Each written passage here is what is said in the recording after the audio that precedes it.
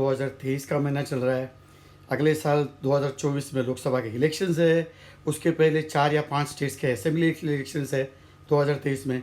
Madhya Pradesh, Rajasthan, Chhattisgarh, Telangana. Anyway election का मौसम है। 6-7 महीने के बाद इलेक्शन कैंपेनिंग शुरू हो जाएगी 2024 का लोकसभा इलेक्शन के लिए। उसके पहले देखो, सबको पता है, सर्वेस काफ़ी चलते हैं, सब कुछ चल रहा है, ओपिनियन पोल। तो उसमें लोग हमेशा बोलते हैं कि there are 3 types of voter. ऐसा मेरा खुद का मानना है कि वन, जो हार्डकोर फिक्स वोट रहते हैं, चाहे कांग्रेस के फिक्स वोट हो, चाहे बीजेपी के हार्डकोर फिक्स वोट हो, चाहे कम्युनिस्ट लेफ्टिस्ट या महाराष्ट्र में शिवसेना बोलिए, राष्ट्रवादी, उनके कमिटेड वोटर रहते हैं, वो फर्स्ट कैटेगरी। सेकंड वो होते हैं जो फ्लेक्सिबल नहीं बोलूँगा, सम वॉट ठीक है, उनके ही वोटर रहते हैं, लेकिन श्योर शॉर्ट नहीं रहते। वो सेकेंड टाइप के वोटर हो सकते हैं, वो नॉट टोटली कमिटेड, लेकिन वो पर्टिकुलर पार्टी को वोट करते हैं। जैसे बीजेपी को करेंगे तो कांग्रेस को ही करेंगे, या फिर लेफ्ट या राष्ट्रवादी या समाजवादी को करेंगे, वो सेकेंड टाइप के। थर्ड टाइप के जो वोटर है, मेरे हिसाब से, मेरा मानना है, उसको फ्लोटिंग वोटर बोलते हैं। जो तरल वोटर होते हैं, उनकी कोई आइडियोलॉजी नहीं रहती, वो किसी लीडर के साथ कमिटेड नहीं रहते, वो कोई भी आइडियोलॉजी के साथ कमिटेड नहीं रहते, वो कोई भी पार्टी के साथ उनका कोई बंधन नहीं रहता है, वो बंधन कारक नहीं मानते अपने आप को। तो ऐसे जो फ्लोटिंग वोटर्स है, उनकी जो मेरे अनुसार जो संख्या है, वो 20-25 या 20-25% है, और वही कोई भी इलेक्शन का रिजल्ट डिसाइड करते हैं हर बार। आप वो 2014 से लेके उसके पहले भी देखिए, 2014 के पहले जो 2009 का इलेक्शन हुआ था, उस टाइम बीजेपी का 1% वोट था, वो कमिटेड वोटर प्लस सम वोट कमिटेड, दोनों मिलके। लेकिन 2014 में मोदी साहब आ गए, 282 सीट उनको मिल गई। वो जो फ्लोटिंग वोटर था, वो उनके तरफ चला गया।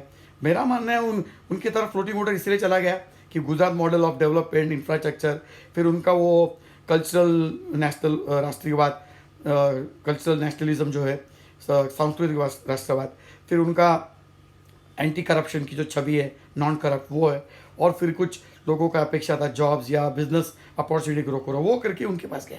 और सिंपैथी, वैसे भी कांग्रेस के खिलाफ सब लोग उस वक्त लोग थे कि Congress was the most corrupt, तो फ्लोटिंग वोटर भी उनकी तरफ चले गए।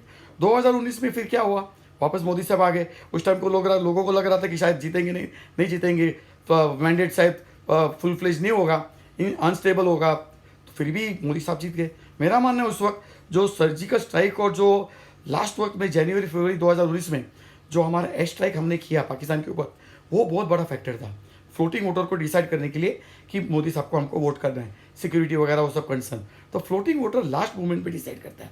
लेकिन दुख की बात है, जब भी मैं स्पेस में या कोई ट्विटर पे या व्हाट्सएप ग्रुप में या इंस्टा पे रहता हूँ, कुछ बात कहते हैं हम लोग या कुछ बोलने की कोशिश करते हैं, तो उसमें लोग आपके ऊपर टूट पड़ेंगे। अगर आप कांग्रेस के व्हाट्सएप ग्रुप में या स्पेस मीट में हो, अगर आप उनके खिलाफ कुछ बोलोगे या कुछ सवाल या कुछ बोलने की, अपना राय रखने की कोशिश करोगे जो उनके आइडियोलॉजी से मैच नहीं होता है, तो आपके ऊपर टूट पड़ेंगे। आपको बोलेंगे हाफ चड्डी वाले, अब RSS के, बीजेपी के, मोदी भक्त वगैरह वगैरह। सिमिलरली अगर आप बीजेपी के कोई स्पेस मीट में हो जहाँ पे 50, 100, 150 लोग अपना ग्रुप लेके बैठ जाते हैं हर बार, हर शाम को, व्हाट्सएप भी उनका कमिटेड ग्रुप रहता है, वो कमिटेड वोटर है, मैं उनको बुरा नहीं बोलता हूँ। जो भी स्पेस में जो लगे रहते हैं लोग, 50, 100, 150 लोग, वही लिखेंगे आपको, they are all committed voters. WhatsApp में भी वैसे, अगर आप उसमें आप जाके कुछ बातचीत करेंगे या कुछ सवाल करने की कोशिश करेंगे या मोदी साहब को कुछ सवाल करेंगे या उनके खिलाफ कुछ आप नाराजगी व्यक्त करने की कोशिश करेंगे, तो आपके ऊपर टूट पड़ेंगे। तो उनको मैं हमेशा बोलता हूँ, अगर आप ऐसे करोगे तो 20-25% फ्लोटिंग वोटर्स को आप अपनी तरफ कैसे ला पाओगे? अगर आपका इतना एरोगेंस है, इतना अहंकार है, और आप ही सर्वज्ञानी है, और आप किसी के सुनने के लिए रेडी नहीं हो, तो फ्लोटिंग वोटर आपके पास कैसे आएंगे? उल्टा अगर आप अपना अहंकार, घमंड और लोगों को तिरस्कार भावना से आप उनको बात करने को नहीं देंगे, तो वो लोग आपसे चले जाएंगे, आपसे दूर हो जाएंगे। चाहे आप चाहो नहीं चाहो, वो शायद कुछ बोलेंगे नहीं, लेकिन वो अपने आप वो दूर चले जाएंगे। वो किसी और को वोट डालेंगे, शायद वोट डालने को जा ही नहीं, वो they will remain absent, they will never go for voting या नोटा वोटा whatever, but you will alienate people. आप लोगों को अपने से लोगों को दूर फेंकेंगे। तो इसलिए मैं व्हाट्सएप ग्रुप में या जो भी कमिटेड इनके ग्रुप रहते हैं, कांग्रेस, लेफ्ट या बीजेपी वाले, स्पेस में भी है, तो उनको बोलता हूँ कि भैया अपना दायरा बढ़ाओ, आपके लोग हैं, you are good, you are committed, आप अपनी आइडियोलॉजी के लिए, मोदी के लिए, कांग्रेस के लिए, जो भी आपके ग्रुप है, आपको लगे रहते हो, गुड, लेकिन आपका ग्रुप नंबर्स कब बढ़ाओगे?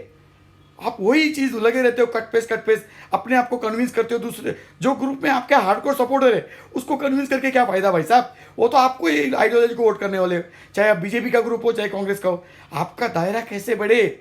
बढ़ाने का एक ही तरीका है, लोगों से सुने, लोग कुछ बोल रहे हैं, कुछ सवाल कर रहे हैं, कुछ क्रिटिसिज्म कर रहे हैं, तो उसको सुनने की और सहने की ताकत रखिए, तभी आपका फ्लोटिंग वाटर आपके पास आ सकता है, नहीं तो नामुमकिन है भाई साहब। तो 2024 में भी अभी battle is level playing field है, अभी कोई किसी का कुछ बोल नहीं सकते।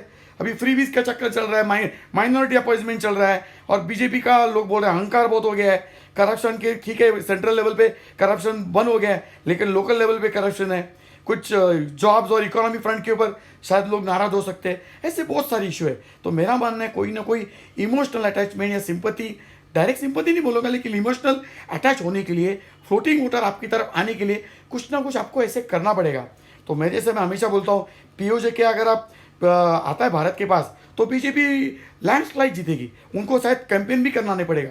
अगर वो नहीं होता है तो बीजेपी एंड मोदी साहब are having a tough election right now. मैं ये नहीं बोलता कि युद्ध करो, नहीं, लेकिन मैं बोल रहा हूँ कि अगर ये ऐसा होता है तो आप जीत सकते हो, नहीं तो आपको जीतना मुश्किल है। तो इन शॉर्ट, जितने भी राइट विंगर है, लेफ्ट विंगर है, भाई साहब लोगों को सुनिए।